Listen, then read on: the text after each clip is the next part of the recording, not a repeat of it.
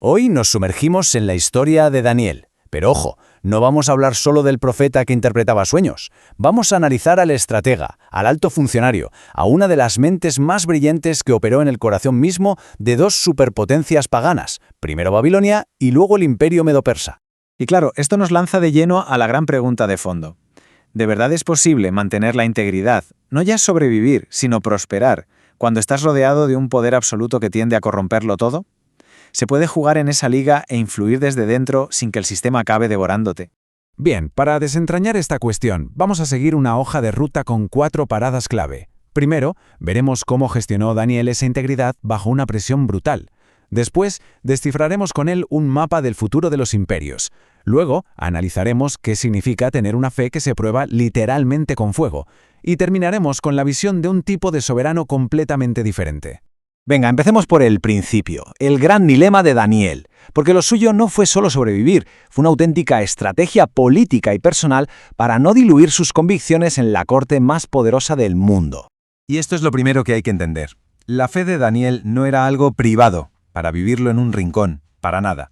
Era una fe pública ejercida en los despachos, en las reuniones del consejo, influyendo en decisiones que marcaban el rumbo del imperio.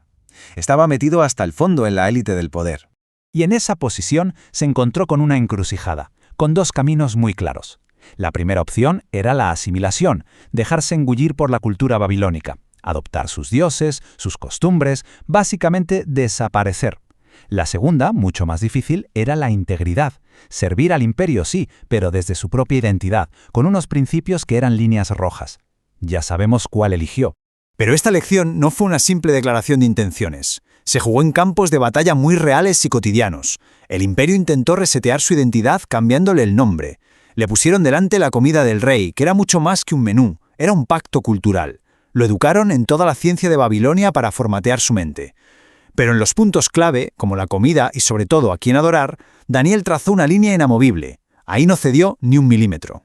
Vale, ahora pasamos a una nueva faceta. Dejamos al Daniel funcionario y conocemos al Daniel que lee el destino de las naciones. Porque vamos a meternos de lleno en una de las profecías más espectaculares y discutidas de la historia.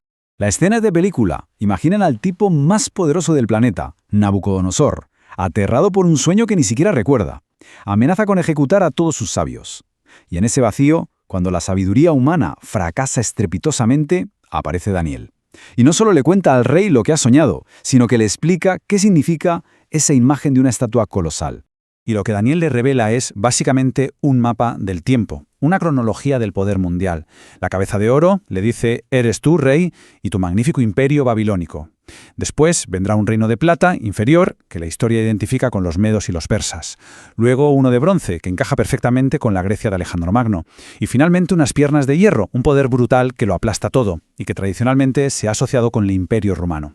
Pero justo cuando parece que el desfile de imperios humanos ha terminado, la visión da un giro de guión. Aparece un elemento que no encaja, un actor inesperado que lo cambia todo, una piedra. Y aquí está la clave de todo. La descripción de esta piedra es muy específica, no cortada por manos humanas.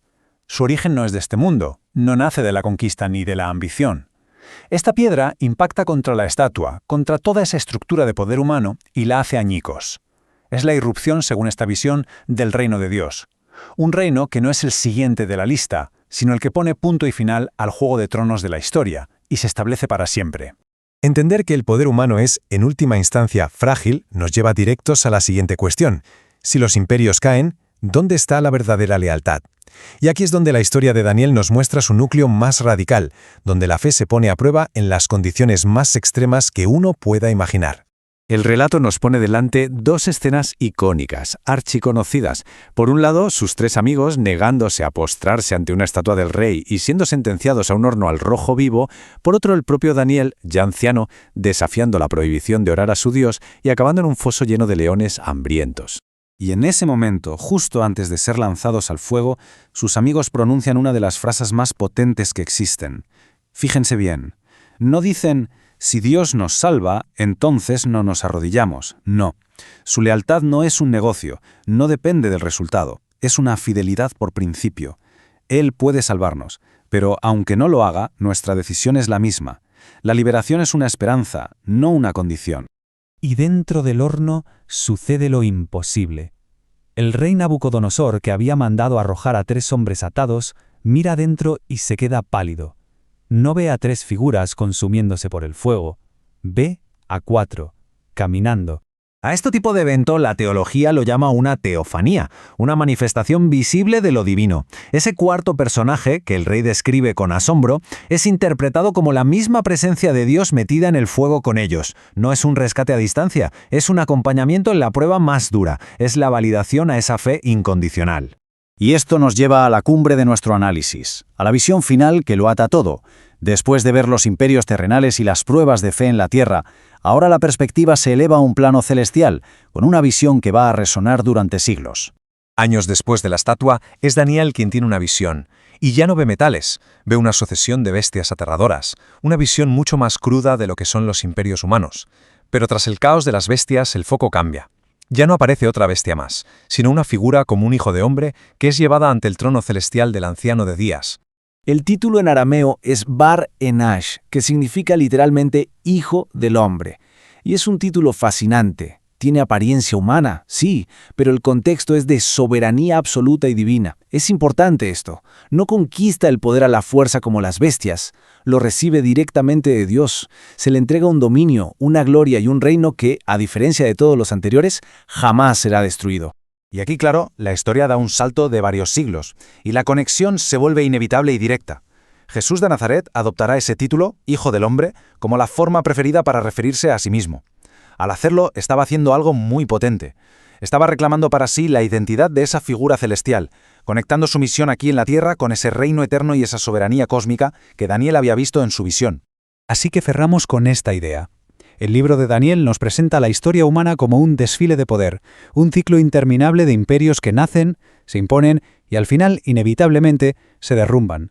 Y frente a todo lo que sube y baja, la narrativa plantea una única constante, un reino que no fue construido por manos humanas y que no se desmorona, lo que nos deja con una pregunta en el aire. Si todo poder terrenal es pasajero, ¿qué clase de reino es ese que sí permanece para siempre?